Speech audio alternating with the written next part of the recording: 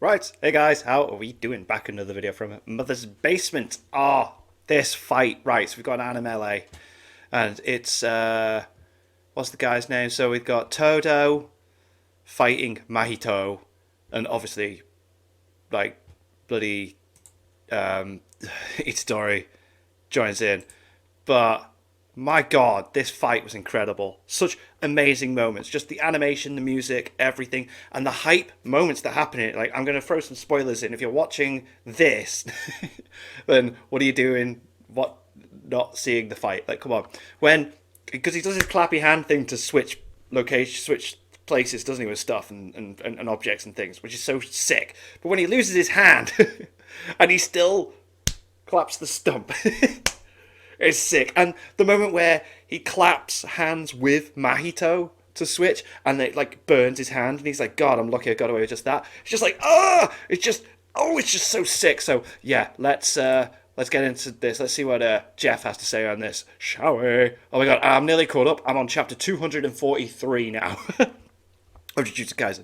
I think at the time we're recording this, there's only 247. We're currently on that weird one with the comedian who is fighting. I forget his actual name, but like he's possessed Ghetto's body, hasn't he? So like, anyway. What makes a great fight scene great? Oof. What separates the true contenders from the also-rans? Tonight, we're taking a look at the best anime brawl of 2023 and an instant frontrunner for greatest of all time. To find out. Animelee, let's go. Now, depending on personal taste, that sentence I just said could describe like 7 different fights in this last season of JJK. Mate, so many great fights. Mappa just nailed it with the animation, man. I know they were under a really tight schedule. I've just noticed the t-shirt he's wearing there. But well, that's the same as my hoodie. Yeah, like so many amazing fights. Like, I thought if he was going to do an Animelee, he was going to do Sukuna versus the bloody summoning thing that Megami like brings out to fight. Oh, the way that turns around in the manga. Anyway, depending on how much you like mecha, and that's whoa, that Mechamaru fight, incredible fight work we've also seen in other shows like Undead Unluck, Freerun, One Piece, Bleach, Shangri-La Frontier. Shangri-La Frontier is so freaking good. Jujutsu Kaisen's just on a whole different level. It is. Especially once it gets to Shibuya, where the station becomes a character in itself, which we explore across the whole season as various fights within spill out into its labyrinthine tunnels and the surrounding streets and buildings in tactically and choreographically fascinating ways. The choreography is something else. All of which was already great in the manga, but is elevated immensely by the endless stream of gorgeous, inventive, musically infused animation that gives each Toji? Is that its his name? Distinct aesthetic beast. identity. From Gojo flying off the rails, literally and figuratively, in time with a frenetic jazz beat, to Yuji's intricate, the Raid-inspired dance of death with his long-lost big brother, to the 2-movement symphony of senseless carnage that Sukuna performs with Jogo and Maharaga. The whole season's basically oops all-timers. But of all those timers, there is one that stands apart by embodying everything I look for in animated action. Yeah. Which one? Do me a quick favor. And read the title. Tap the screen or wiggle your mouse a bit. You see those words up there?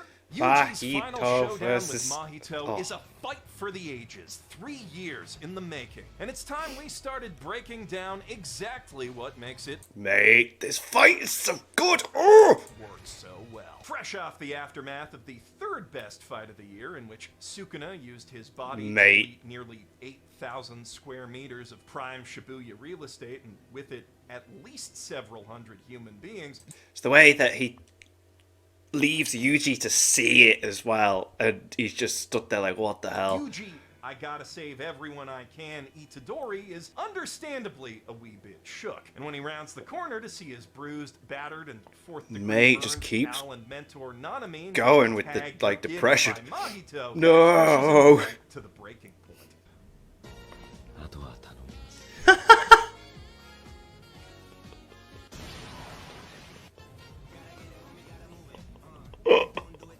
That's terrible.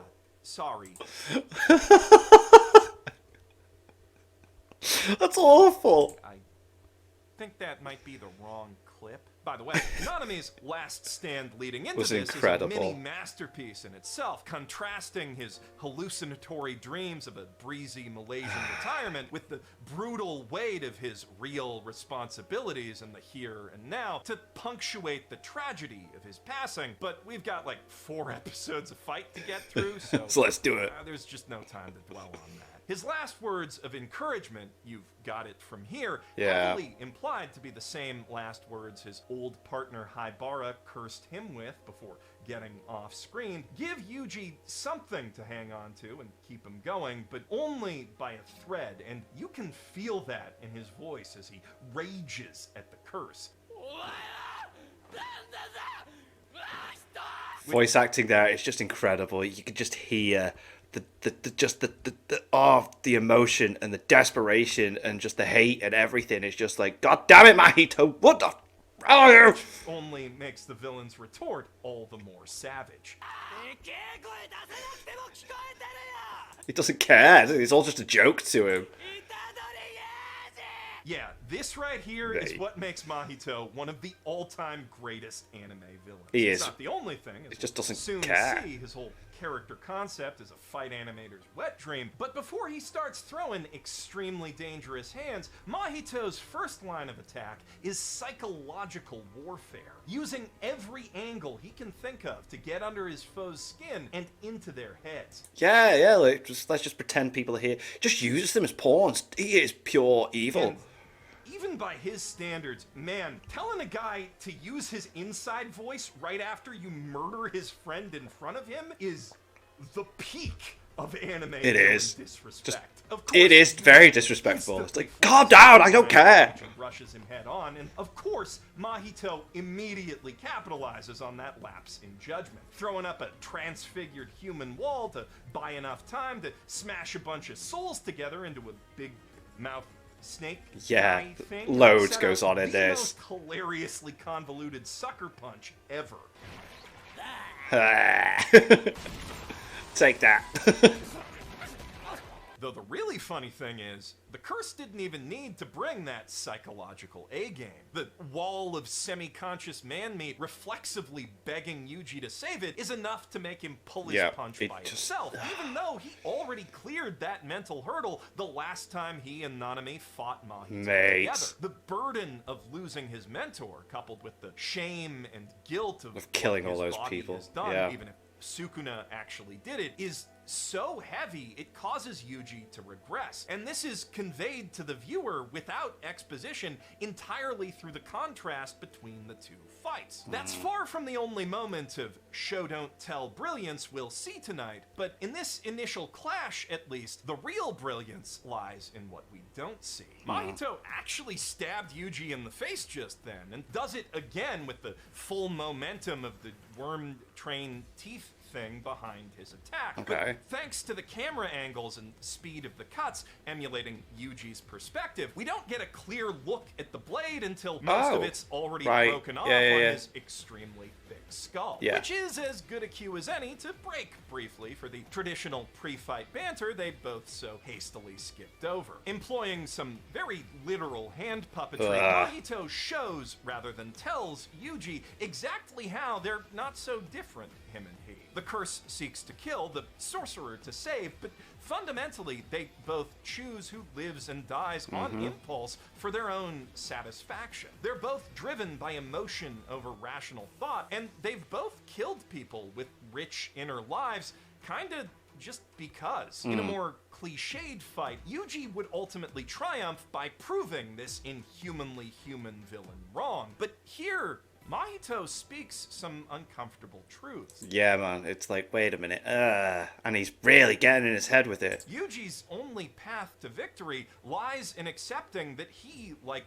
all Jujutsu users, is not a hero, but a killer, and giving in to that most basic of instincts in order to kill before he is killed. Of course, the jab at his dead friend is also meant to rile Itadori up again. Yeah, that was horrible that he did that. That was horrible. And make him make another mistake, but all the blood dripping from our not a hero's head seems to have cooled it a bit, and from this point forward, his rage will be cold and focused like Naname's, not hot and wild. As the walls start closing, Yeah, that was weird. He's walking in, it's just getting closer and closer and closer. He just keeps going. and he's ready to turn the tables and dismantle his foe in a primo slice of classic fight-and-tight hallway action. Here, Mahito's attacks become blatantly telegraphed, while Yuji starts throwing out those blows we don't see coming until well after they've arrived. Now, it's the curse who's blinded, not by rage, but arrogance, and the shift in the tempo of the editing matches that change. No matter how many He's throwing so much at him. and sucker punches he throws, Mahito will never be able to beat a clear-headed Yuji in a close quarters hand-to-hand fight.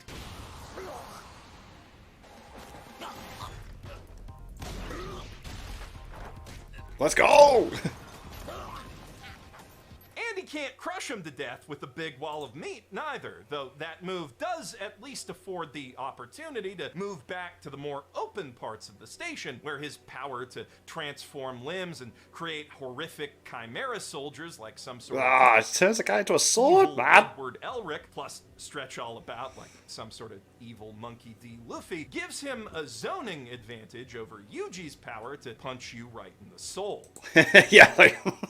But Yuji quickly drags the fight back onto his turf by escaping into a tight elevator shaft, and while he doesn't land quite as many clean blows in there compared to the meat hallway, the tempo of the editing is clearly back on his side. 3 separate times heading down then up that shaft, we see Mahito go in for a killing blow, only to whiff on an empty frame, then cut to a shot of Yuji already well out of the way and poised to strike. Let's back, go! Take it down! emphasizing his speed, Keep hitting but him! not animating him getting to that point. And even when they exit the elevator, though Mahito does so in marvelous style, that pattern continues. Yuji deflects his bullet with casual ease, dodges the follow-up before it even hits. It's just action, action, action. Just constant different stuff all the time. There's no repetitive motion. There's no, like, same, like, kind of, like, close quarters. It just keeps switching. And pops a hole in his oversized hand when he tries to smack him down on the stairs. So the villain shifts to more defensive guerrilla tactics, using some bystanders to score both an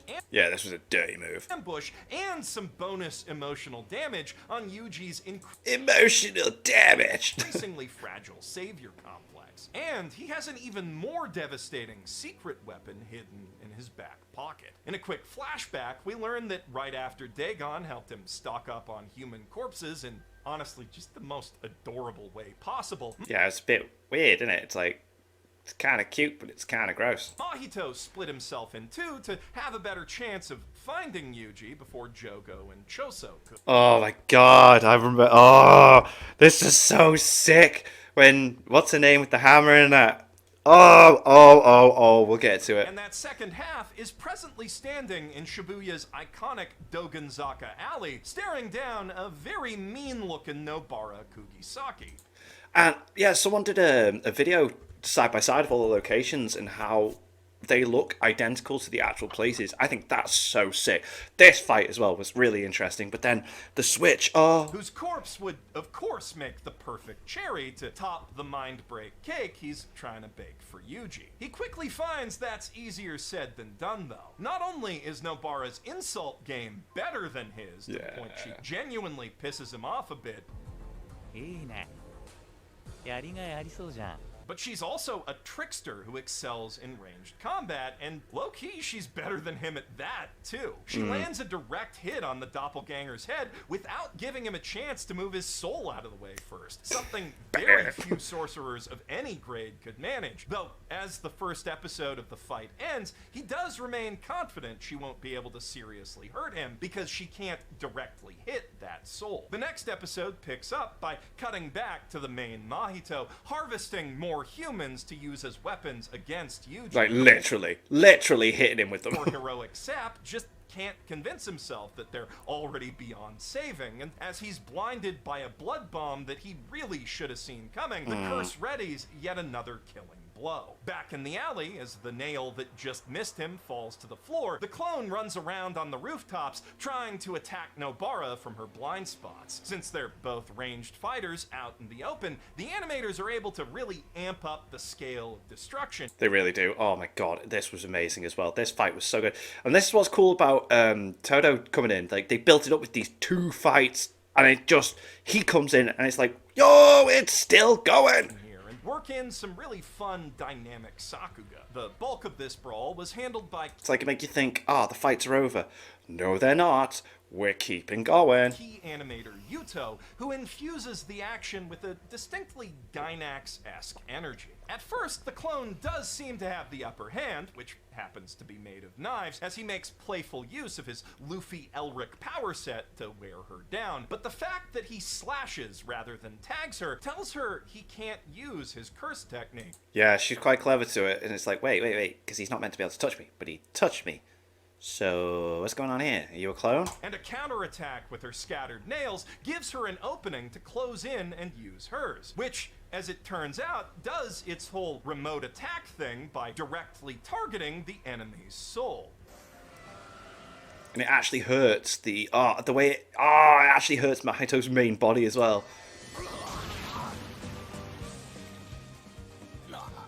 Realizing so cool. Gravely miscalculated. Let's go. About to be the victim of JJK's first ever remote control jumping, the clone beats a tactical retreat like the little bitch he is, and not realizing she's about to fall for essentially the same gambit that other little bitch with the autonomous hand sword used on her, Nobara gives chase toward the station, down to the platform. Oh no. Oh, this bit was so bad. And right into I clocked on straight away to what was going to happen. I was like, no, they're going to run past each... Because he says, doesn't he, oh, they're going to merge. But then when they don't, you're like, oh, no. The waiting hands of the real Mahito, whom Itadori is just too late to warn her.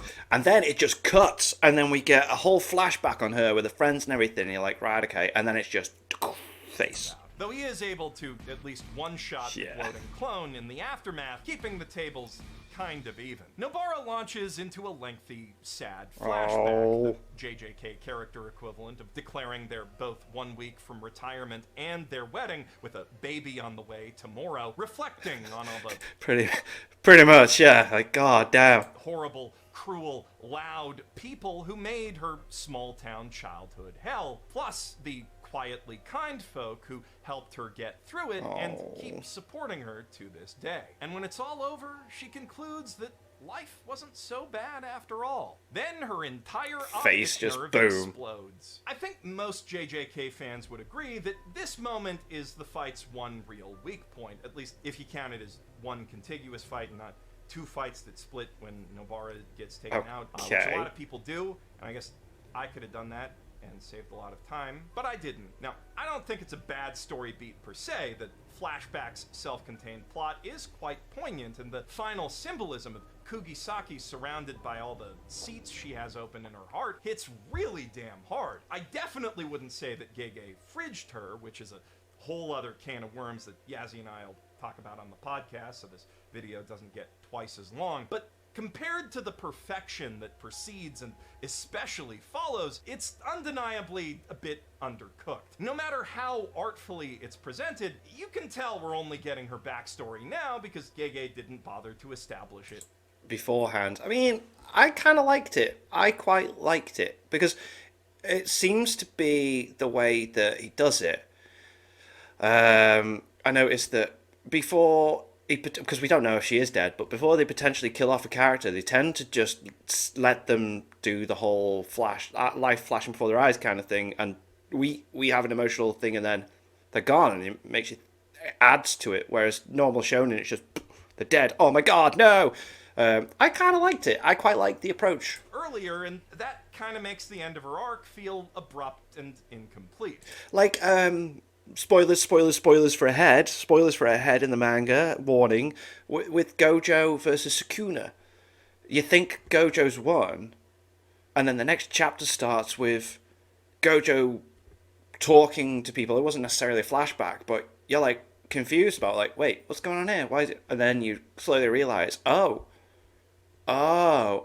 and then it goes into the actual result of the fight. Though that's also precisely what makes it so tragic, and the next, much shorter flashback to a random funny moment of the pals I like that. goofing around after Nobara trashed Gojo's $2,000 shirt hits Yuji like a whole-ass freight train, obliterating the last wall that had been holding back his guilt and pain, and with it, his entire justification for his own existence. I mean, if he can't even save his closest friends, Who can what's he the point of save, yeah? carrying on with a monster like Sukuna inside him? He may as well just let Mahito kill him right now. And the curse is way, way, way more than happy to oblige. Oh yeah. ゾクゾクする自分の才能に But then, here we go. With his first black flash, Mahito enters the zone. Immediately He's on it. comboing He from thinks he's super won. into a tech grab thinks he's as got he it. starts laying into Yuji, literally and figuratively. アメンだよクソガキが Oh. 俺たちのハンナーとお前らの理性が獲得した尊厳そんなことにすら気づけないやつがどうして俺に勝てるよ Again, there is a lot of truth in the villain's mad ranting.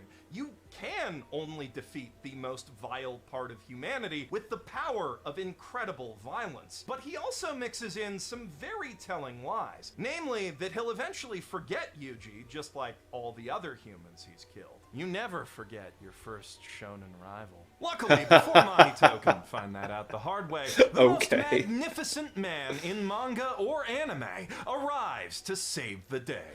Here we go. The clap, the smoke. Mate, the music, the slow walk, the everything. Oh, let's go. The music is so sick. Oh, let's go. We are the exception. Aoi Todo immediately asserts his 530,000 IQ by paraphrasing a 700-year-old poem from the tale of the Heike, one of Japan's foundational historical epics, Oh, so it's from about cool. the inevitable fall of even the mightiest dynasties, all to declare that he and Yuji are simply built different. Yeah. As charismatic mic drops go, it's second to exactly one, also Todo's, which we'll get to. Before we do, though, viewers with even 1% of that IQ might have noticed an issue with how he saved Yuji just then, since the kid doesn't actually swap with anything when he's teleported away from Mahito. This is clearly a storyboarding error, probably brought on by the series' infamously intense production crunch during this last season. The original manga has Todo swap Mahito with himself, while Yuji doesn't move at all. Now, this isn't... Oh, okay. Because I've only read the manga like after the end of season 2, so I've not seen the manga perspective. Okay, cool. Changes. Interesting. a hard error to fix. Just draw a rock falling where Yuji used to be for the Blu-ray, and it'll at least be consistent with Todo's power set. Yeah. But that would still be a deviation from his typical battle plan, which, as we saw when they fought Hanami, is to pretend that Boogie Woogie has way more limitations than it actually has. does. Yeah.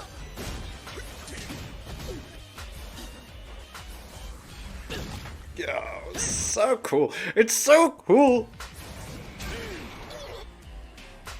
Now, this is kind of a moot point since A, Mahito already heard most of how Boogie Woogie works from Hanami, and B, even if he hadn't, he's so dangerous he forces Todo to swap him with both Yuji and Nita the first time he attacks, so that's that cat out of the bag. But he doesn't find out that Todo can swap objects too for another 10 minutes, so even fixing it that way would still leave a small plot hole. Very small, since Mahito sees through that object fake out right away anyway, but still a hole.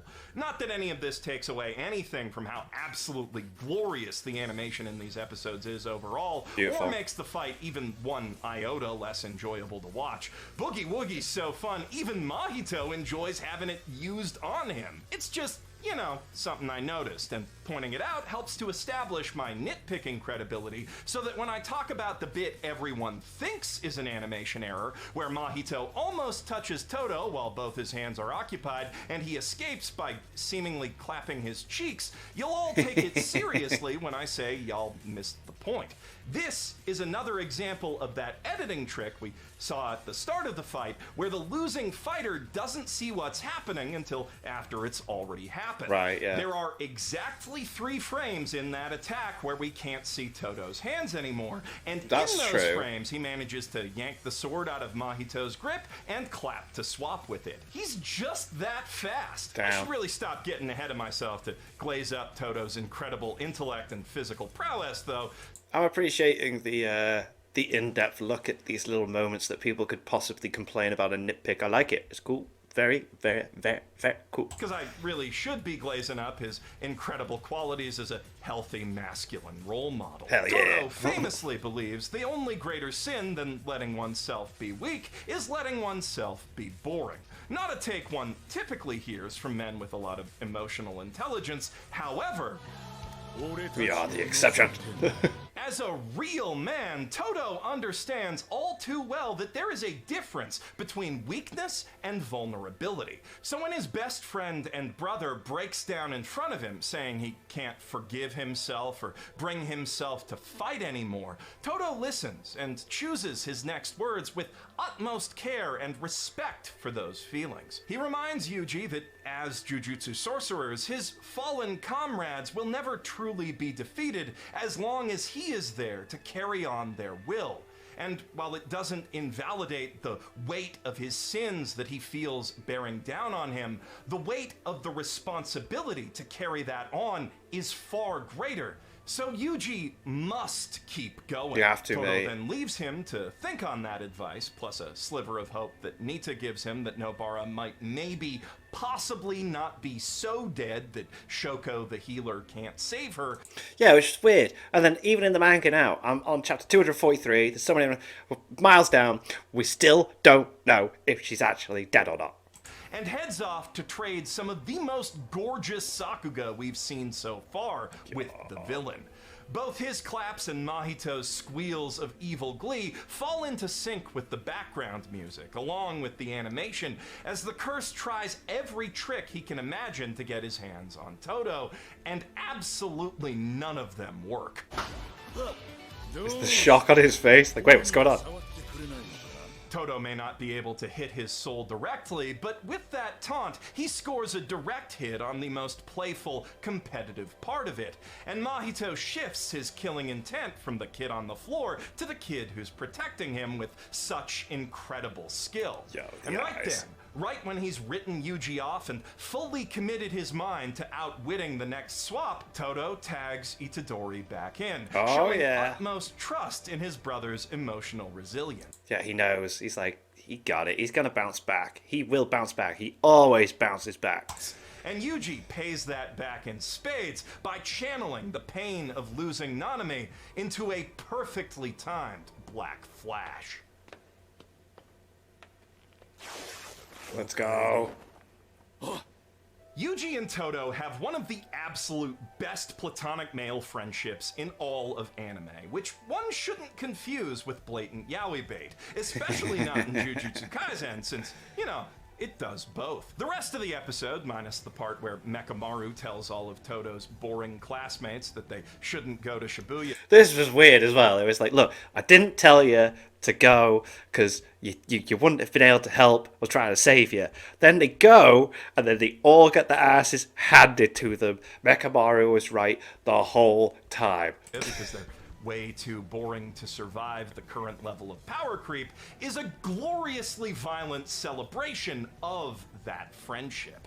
Together, they dismantle every tactic the curse can throw at them with ease, fighting in such perfect sync with each other and the music that not even 2 Mahitos can keep up. Their No. combined power also amps up the scale of animated destruction, opening up the rest of the station to be part of the arena by, you know, letting them punch through all the walls and floors in the way of fighting there, which gives the effects artists a chance to really flex, And they're not the only ones. All the goofy squashing and stretching that Mahito does as he zips around the duo and attacks them really highlights what makes his design and power set such an animator's wet dream. It's sick. And then the way he like splits himself into like different parts and like which one's got the soul. Like, just look at all these goofy little faces he gets to make. Eventually he does tire of having his ass kicked all over Shibuya Station and tries to split the brothers up with another one of them midnight meat trains. But even after doing that, he still can't lay a finger or sword on Todo, and it takes the brothers less than a minute to reunite. When they do, Todo hands Yuji a bit of rubble, and he instantly knows what to do with it. Yeah, man, throw it so he can switch. Throwing it as fast as he can so that Todo can swap with it and carry that momentum into the single most epic black flash in the The face, man, let's go! He's just so entire cool. series, fueled by his love for Yuji, tall idol Takata-tan, and tall girls with big butts everywhere. Yes. It doesn't do any damage, of course. Todo can't hit him in the soul, but it does mean that all three of them are now in the zone as Mahito unleashes an astoundingly animated flood of freaky teethworm things to bring the fight up to the surface and paint the town Necronomicon. God, Mahito's his voice actor. And the music and everything, like,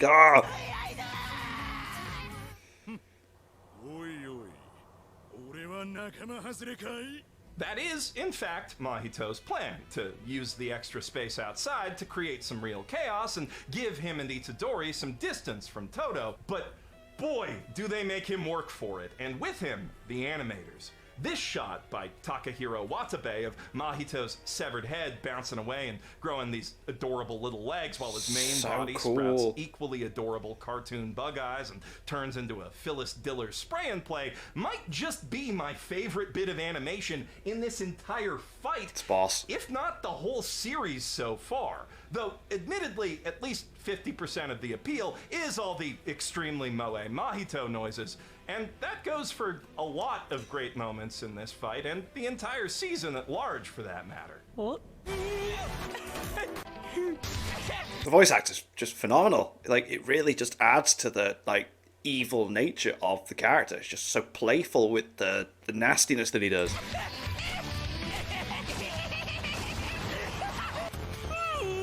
Yeah.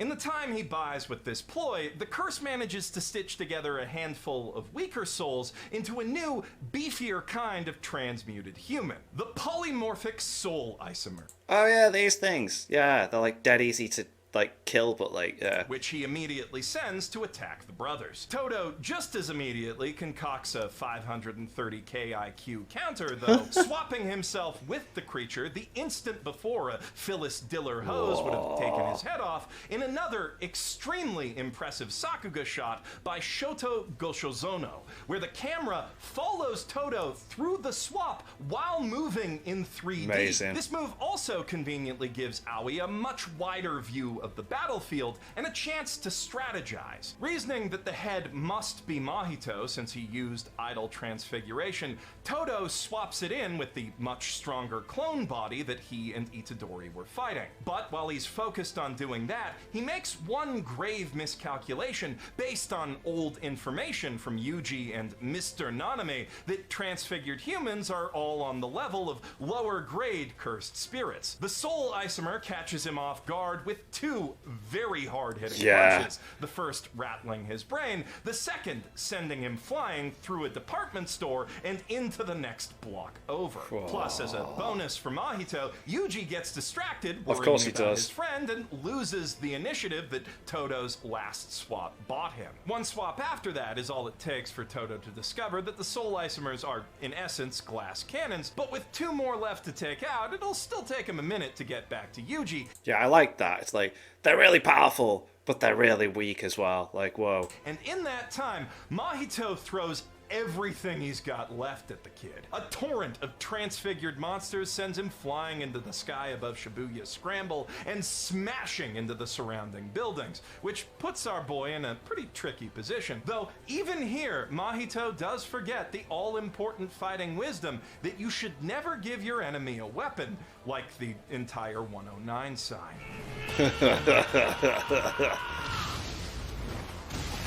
If you lack the cultural context to understand just how raw that last shot was, imagine if in Independence Day, Will Smith killed some aliens by throwing the Empire State Building at them. Yeah. Unfortunately, even that show of badassery isn't enough to stop the villain from catching Yuji's dropkick and ragdolling him into Shibuya's new Sukuna district, though at least in a lucky... The Sukuna district.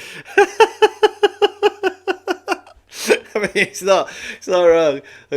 Oh my god. He doesn't land on any body parts. And the attention to detail as well, that like that is the place that Sukuna just absolutely nuked. So yeah, it's still there. Love it. Parts he actually needs. And, much to Mahito's annoyance, Todo's already waiting there for them, having taken no additional damage from the two soul isomers, yes. because again, he's just that good. He's the man. He is the man.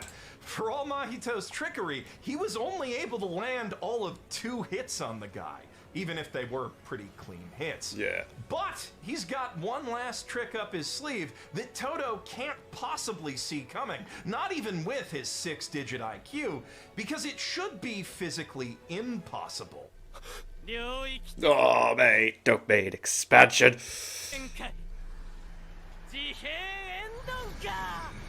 By combining the activation of his curse technique with the expansion of his barrier and domain, the same way Gojo kicked all his friends' asses down in the subway, Mahito is able to get Todo with the guaranteed hit before he can defend himself with a simple domain, and before Sukuna can punish the curse for actually attacking, touching his soul. It's one of the most impressive acts of Jujutsu mastery we've seen in the series so far, and even that's only enough to take out one of Todo's arms. Still, that is just enough to cripple his tricky curse technique and distract Yuji once more for good measure, allowing the curse to move in for the killing blow, which Todo simply tanks by instantly calculating exactly where he needs to concentrate all his cursed energy to save his organs. Close. That was so close. I hate this now. I was constantly on edge, just like, no, don't kill him. Do not kill this guy off, please. And while normally Mahito could just kill him with his cursed technique instead of a black flash, he made one fatal error by breaking off Todo's locket with all that arm strength. Oh, mate, this was funny. This was funny. Thus unleashing his inner Tanaka-tan. Hell yeah.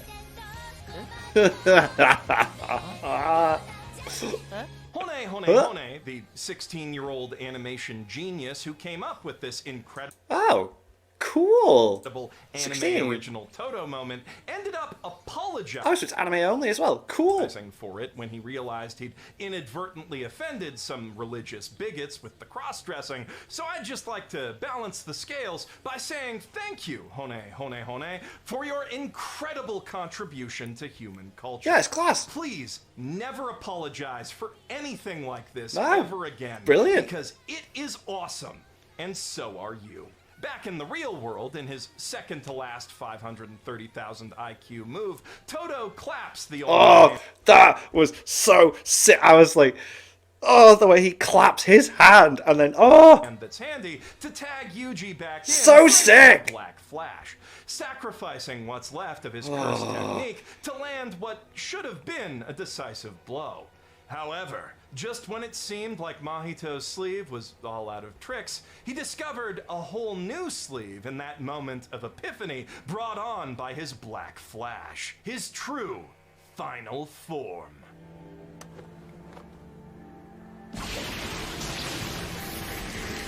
pushed his soul to... I like this as well, because then it kind of explains why... is he called the guy that took over Geto's body, I can't remember. It's like he's waiting for Mahito to evolve to this form to then absorb him to be able to fully utilize his like powers. This looks pretty groovy as well. That's cool. This is like something out of what's that? Oh, what's the anime called? It's like a suit, and it's got the spiky things in the elbows and that. Oh, I can't remember. Guyver reminds me of Guyver. Now, while that transformation sequence was like an 11 out of 10, the form itself is 6 at best. Well, I wouldn't say that. It's not. I think it's the lack of detail on the face. It kind of just looks like Hanami the virus-type Digimon, you know? But the way that Mahito uses it elevates it back up to a 9. Every bit of the form, from the tail to the elbow blades to the non-vestigial ninja headband, is used to full effect in this last, most brutal fist fight with Yuji. Yo. Those blades in particular do some real damage, tearing a deep gash in Itadori's shoulder. Yuji just takes so much damage in this fight, man. And slicing his whole ass cheek open. I mean, his whole face cheek, not... I was using an idiom, you get it. Which And I like the attention to detail later in the manga where he's constantly got like a mark there on his face. has gotta be one of the most painful looking bits of battle damage I have ever seen animated in shonen, seinen, anything. This is the sort of mutilation that character designers inflict on zombies to make them look more savage and predatory, and it kind of ends up having the same effect on Yuji here, turning his mouth into an almost wolf-like snarl. And despite tanking that injury and several stories worth of pavement as Mahito blitzes him, Yuji remains steadfast in his murderous focus and steady on his feet. Well, okay, one foot does shake just a bit, but even in his new form, Mahito hasn't fully shaken off the damage from that last black flash yet, and that buys Yuji the time to pound his frayed nerves back into compliance. They're both clearly on their last legs here, but they are both struggling, man. It's been one hell of a fight. It's gone on for ages. Paradoxically, they're both fighting at peak capacity, fueled by raw adrenaline and even rawer hatred.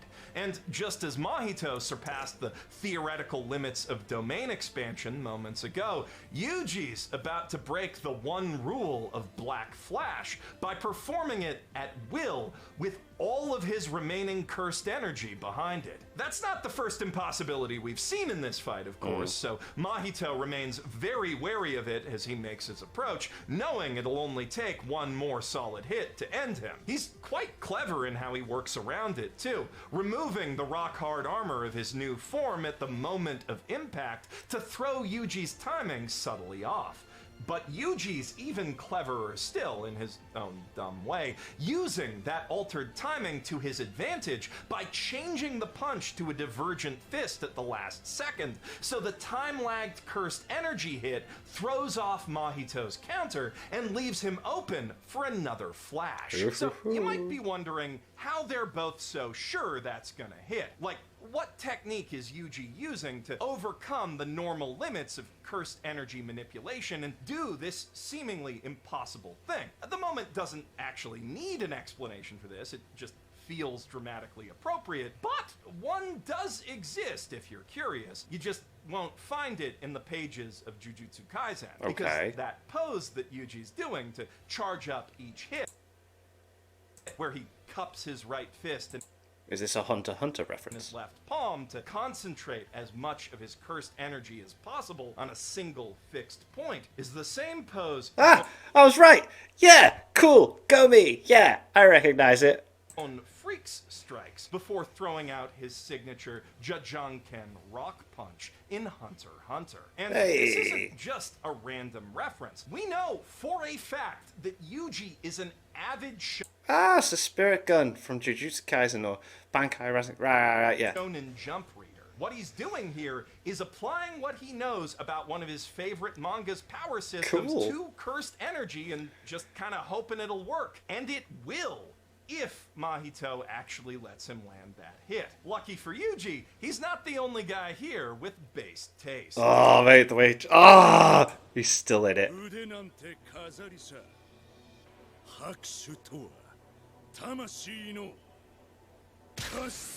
Yes, Todo ends the fight exactly as he began it, That by must have quoting hurt. classic Japanese literature. In this case, he's paraphrasing Netero's revelation that he can use his nen one-handed in his final fight with the Chimera Ant King. Cool! Hunter x Hunter references, love it! Using the inherent dramatic energy of that moment to fuel the perfect bluff. One so dramatically convincing that the frazzled curse reacts without thinking, opening himself up to a devastating finisher on his still exposed left side. Also, Todo throws in a Fist of the North Star reference just for style points.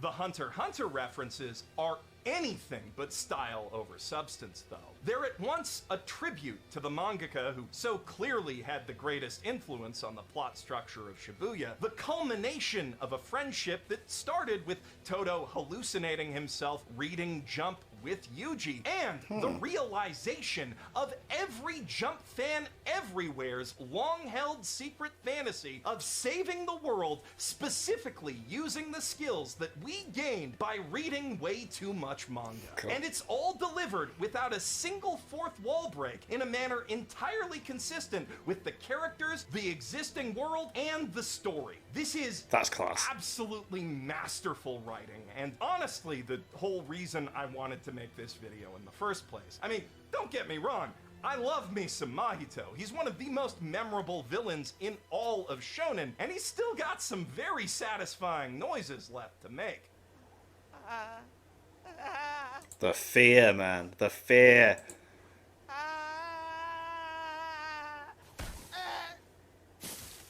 And the pitifulness of the sound as well. Oh, the voice actor is incredible.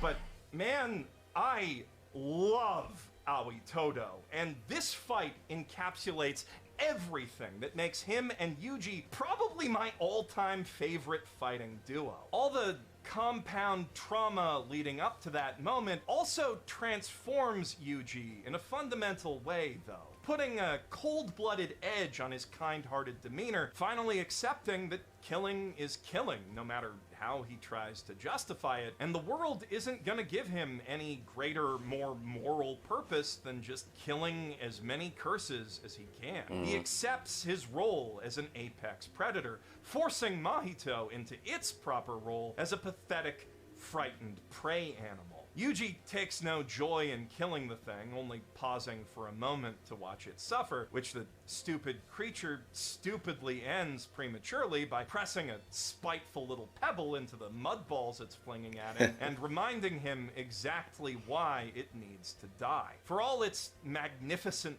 bastardry up to now, the way the curse goes out makes Frieza's death look downright dignified. Though, much like Goku with Frieza, Yuji is still robbed of the final satisfaction of delivering that Final killing blow, blow, when yeah. the body formerly known as Suguru Geto shows up to throw the fully evolved low HP cursed spirit in one of his edible Pokeballs. But that leads into a whole new conflict that the sponsor definitely ain't paying me to cover, so all I have left to say is one last thank you to Factor for their support, an additional thank you to you for listening to this lengthy stealth sermon Brilliant. Absolute brilliant look into the fight, man. I loved this. about the unrivaled majesty of Aoi Todo, and also some stuff about fights, I guess. And, of course, that I'm Geoff Thu, professional anime ring announcer, bidding you a good night and great fights.